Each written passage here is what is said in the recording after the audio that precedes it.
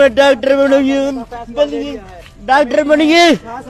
Manisha case को लेकर हुआ बड़ा खुलासा। पुलिस के हाथ लगे 3 आरोपी। जी हां, ये वही केस है जिसने पूरे इलाके को हिलाकर रख दिया था। लोग लगातार सवाल कर रहे थे कि आखिरकार कब मिलेगा इंसाफ। और अब इस बीच पुलिस ने दावा किया है कि उन्हें 3 ऐसे लोग मिले हैं जिन पर शक गहराता जा रहा है। पुलिस के मुताबिक ये तीनों लोग उस दिन मौके पर मौजूद थे और इनसे पूछताछ के बाद कई नए राज खुले हैं। अब एक बड़ा सवाल यहां पे यह है कि आखिरकार कौन है ये आरोपी? क्या ये वही लोग हैं जिन्होंने मनीषा की ये हालत की, या फिर इसके पीछे किसी और बड़े खेल का हाथ है? इस खुलासे के बाद गांव में और गुस्सा भड़क गया।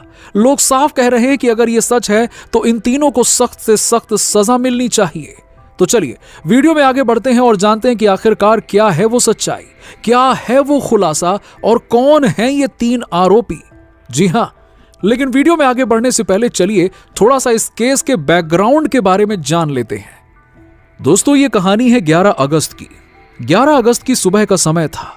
गांव के छोटे से घर में एक 18 साल की लड़की मनीषा अपने माता पिता और भाई बहनों के साथ रहती थी। वो लड़की पढ़ाई में काफी अच्छी थी और घर की इकलौती उम्मीद भी थी। परिवार उसे लेकर बड़े सपने देख रहा था, क्योंकि सबको भरोसा था कि एक दिन मनीषा अपनी मेहनत और लगन से कुछ बनकर दिखाएगी, कुछ बड़ा करेगी।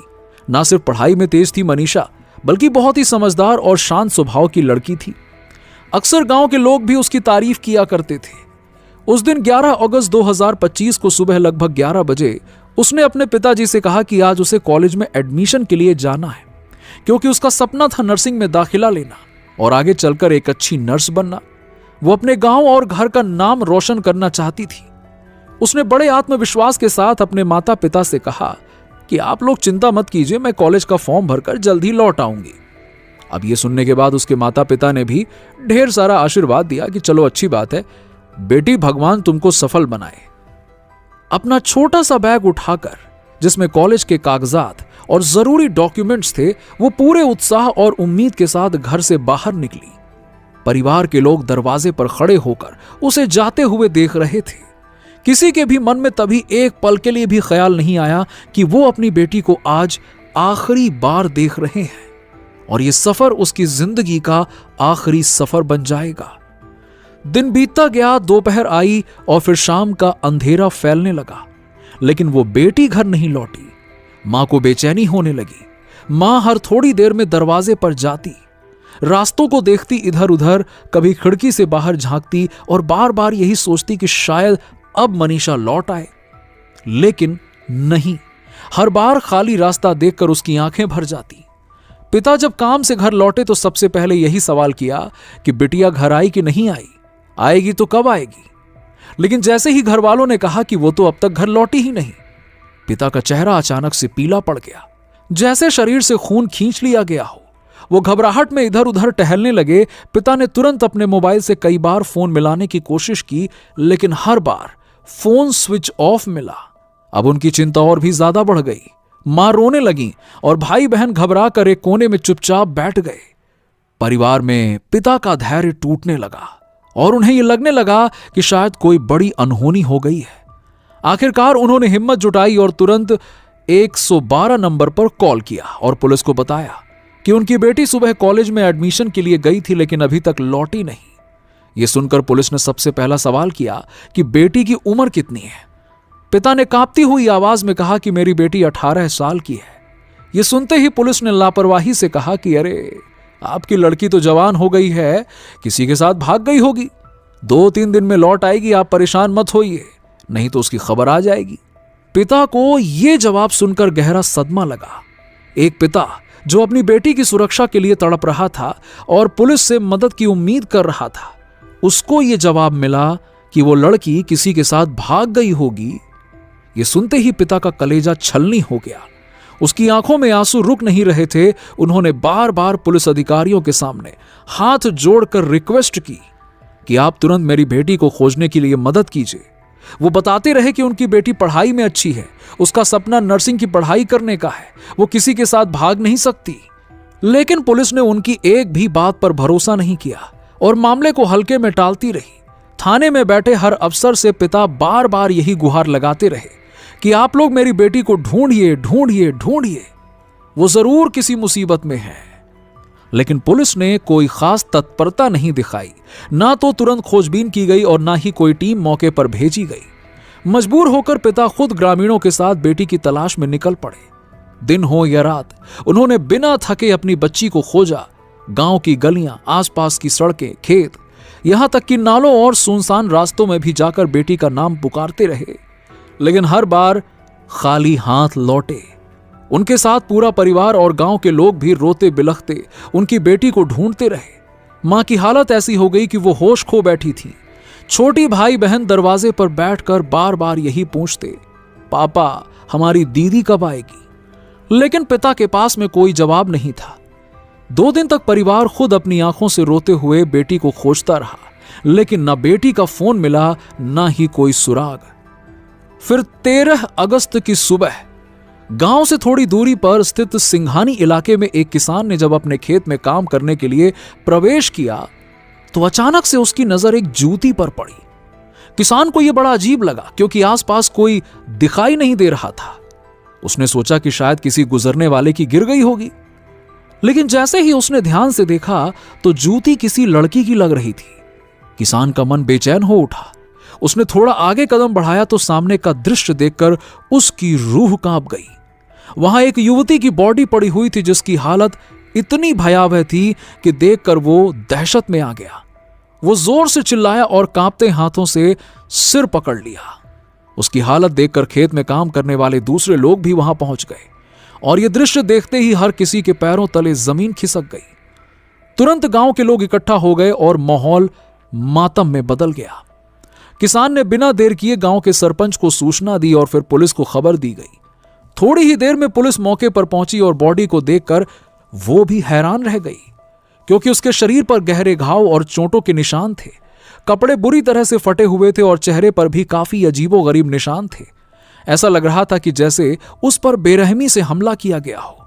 यह दृश्य इतना खौफनाक था कि वहां मौजूद हर इंसान कांप उठा। लोगों की आंखों में डर और गुस्सा दोनों साफ झलक रहा था। अब पुलिस को अंदेशा हो गया था कि यह लड़की वही लड़की हो सकती है जिसकी गुमशुदगी की रिपोर्ट 2 दिन पहले दर्ज करवाई गई थी। पुलिस ने बिना समय गंवाए लड़की के पिता को बुलाया और पहचान करने के लिए कहा, और पिता जैसे ही खेत पहुंचे, बेटी की बॉडी को देखकर वो गिर पड़े।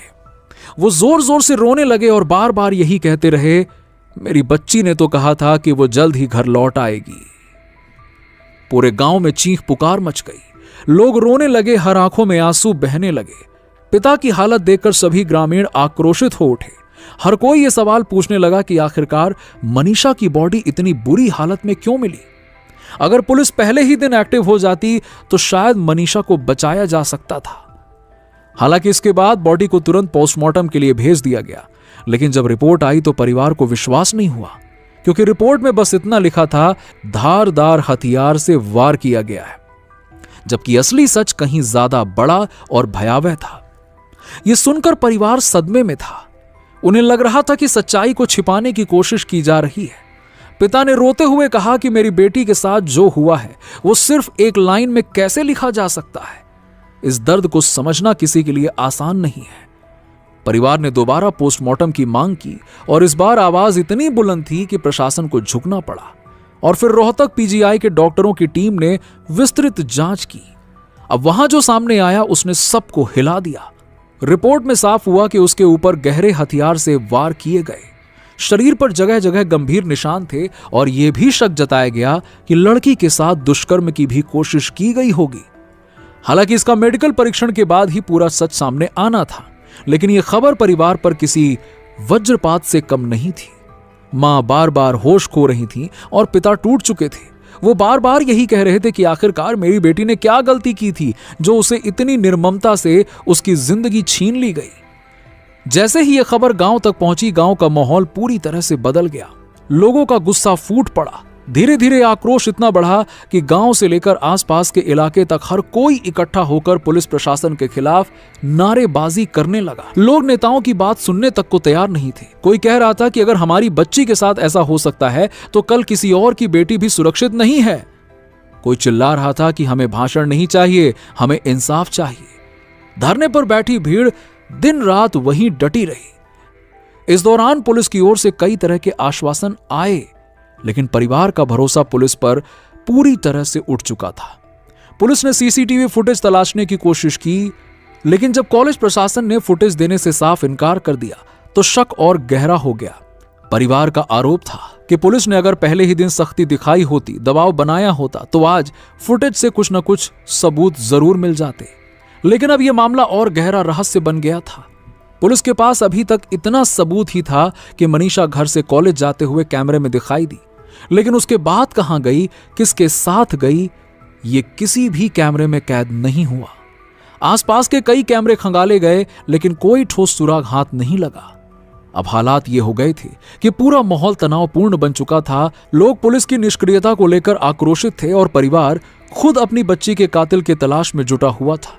ग्रामीण अपने स्तर पर अलग अलग जगह सुराग ढूंढ रहे थे। महिलाएं समूह बनाकर गांव के कोनों कोनों में चर्चा कर रही थीं और युवक अपने तरीके से पूछताछ कर रहे थे। परिवार हर जगह जाकर लोगों से सवाल करता रहा, लेकिन हर बार मायूसी ही हाथ लगती। धीरे धीरे यह मामला इतना उलझता चला गया कि लोग मानने लगे कि पुलिस कहीं ना कहीं सच्चाई को दबाने की कोशिश कर रही है। 5 दिन बीत चुके थे, लेकिन कातिलों का कोई पता नहीं था। यही वजह थी कि लोग मानने लगे कि पुलिस मामले को दबाने की कोशिश कर रही है और सरकार सिर्फ दिखावे की कार्रवाई कर रही है। इसी दौरान एक बड़ा मोड़ तब आया जब गांव की कुछ लड़कियों ने बताया कि मनीषा ने कई बार कहा था कि कुछ लोग उसे रास्ते में घूरते हैं, उसका पीछा करते हैं और कई बार अश्लील बातें भी करते हैं। इन लड़कियों ने खुलकर कहा कि मनीषा अक्सर डर के साए में रहती थी, लेकिन उसने कभी किसी को कुछ ज्यादा नहीं बताया, क्योंकि वो चाहती थी कि पढ़ाई और अपने सपनों पर ध्यान केंद्रित करे। ये बयान सामने आते ही परिवार का शक और गहरा हो गया। मां की आंखों में आंसू थे और पिता का गुस्सा 7वें आसमान पर पहुंच चुका था। वो बार बार पुलिस से कहते कि अगर मेरी बेटी ने पहले ही ये बातें साझा की थीं, तो आप लोग क्यों चुप हैं और अब तक कार्रवाई क्यों नहीं हुई। लेकिन पुलिस अभी भी आधिकारिक तौर पर किसी का नाम लेने को तैयार नहीं थी। पुलिस का कहना था कि जांच जारी है और अभी किसी पर सीधे आरोप लगाना मुश्किल है, लेकिन गांव वाले इससे संतुष्ट नहीं थे। उनका कहना था कि जब तक आप लोग खुलकर आरोपी का नाम नहीं लेंगे, तब तक ये सच बाहर नहीं आएगा और इंसाफ की उम्मीद अधूरी रह जाएगी। गांव के हर घर से लोग धरना स्थल पर पहुंचने लगे। दिन रात वहां भीड़ बढ़ती जा रही थी। अब यह सिर्फ एक परिवार की लड़ाई नहीं रह गई, बल्कि पूरे गांव की इज्जत और बेटियों की सुरक्षा का सवाल बन चुका था। धरने में सिर्फ ग्रामीण नहीं, बल्कि आसपास के जिलों से भी लोग आने लगे। अलग अलग संगठनों के लोग जुड़ने लगे। महिलाओं के संगठन, मानवाधिकार कार्यकर्ता और छात्र यूनियन तक यहां पहुंच गए। सभी लोग एक ही नारे के साथ गूंज रहे थे, मनीषा को न्याय दो। मंच पर बार बार भाषण हो रहे थे, जिसमें सरकार की नाकामी पर सवाल उठाए जा रहे थे। वक्ता खुलकर कह रहे थे कि यह सिर्फ एक बच्ची की जान की बात नहीं है, बल्कि पूरे समाज की शर्म है। धीरे धीरे यह आंदोलन गांव की सीमाओं से निकलकर पूरे इलाके में फैल गया। लोग सोशल मीडिया पर भी इसे उठाने लगे और यह मुद्दा राष्ट्रीय स्तर पर चर्चा का विषय बनने लगा। हर बीतते दिन के साथ ये आंदोलन और मजबूत होता गया। महिलाओं की आंखों में आंसू थे और युवाओं की आवाज में गुस्सा। सबकी एक ही मांग थी, दोषियों को जल्द से जल्द गिरफ्तार किया जाए और उन्हें कड़ी से कड़ी सजा दी जाए। आंदोलन का यह रूप अब सिर्फ धरना या प्रदर्शन तक सीमित नहीं रहा, बल्कि धीरे धीरे एक जन आंदोलन का रूप लेने लगा। इसी बीच एक और बड़ा खुलासा हुआ जब एक स्थानीय पत्रकार ने दावा किया कि कॉलेज प्रशासन और पुलिस के बीच किसी तरह की मिली भगत है। पत्रकार ने कहा कि जिस दिन यह घटना हुई थी, उस दिन कॉलेज में सुरक्षा गार्ड मौजूद नहीं थे और सीसीटीवी फुटेज का गायब होना कोई साधारण बात नहीं हो सकती। यह आरोप सुनते ही लोगों का गुस्सा और भड़क गया। भीड़ ने कॉलेज प्रशासन के खिलाफ भी नारे लगाने शुरू कर दिए। प्रशासन पर दबाव इतना आ गया कि उन्हें गांव के प्रतिनिधियों के साथ फिर से बैठक करनी पड़ी। बैठक में अधिकारियों ने भरोसा दिलाया कि इस केस की जांच स्पेशल इन्वेस्टिगेशन टीम यानी कि SIT करेगी और अगर जरूरत पड़ी तो इसे CBI को भी सौंपा जाएगा। लेकिन परिवार ने साफ कहा कि जब तक कातिल जेल में नहीं होंगे, तब तक किसी भी वादे पर भरोसा नहीं किया जाएगा। रात होते ही धरना स्थल पर लोग भजन गाने लगे, शोक सभा करने लगे और मनीषा की फोटो के सामने दिए जलाने लगे। पूरा माहौल एक तरफ गुस्से से भरा था तो दूसरी तरफ दर्द और संवेदनाओं से भी लबालब था। बच्चे मासूम आंखों से तस्वीर को देख रहे थे, जैसे पूछ रहे हों कि आखिर उसने क्या गलती की थी जो उसे इतनी गलत तरीके से मारा गया। गांव में अब एक नई चर्चा शुरू हो गई थी। लोग कहते थे कि कहीं ना कहीं इस केस में बड़े लोगों का हाथ है और शायद यही वजह है कि पुलिस खुलकर कुछ बोल नहीं पा रही। लेकिन परिवार का कहना था कि चाहे कितना भी बड़ा आदमी क्यों ना हो, हम अपनी बेटी के लिए इंसाफ लेकर रहेंगे, चाहे इसके लिए हमें महीनों तक सड़क पर बैठना पड़े। तो दोस्तों, आज के लिए बस इतना ही। हालांकि आपका इस मुद्दे पर क्या कहना है, नीचे हमें कमेंट सेक्शन में कमेंट करके जरूर बताइए। और अगर वीडियो पसंद आई हो तो वीडियो को लाइक करें, इसे अपने दोस्तों के साथ में शेयर करें और चैनल पर नए हैं तो नीचे दिए गए सब्सक्राइब बटन को दबाकर चैनल को सब्सक्राइब जरूर कर लें।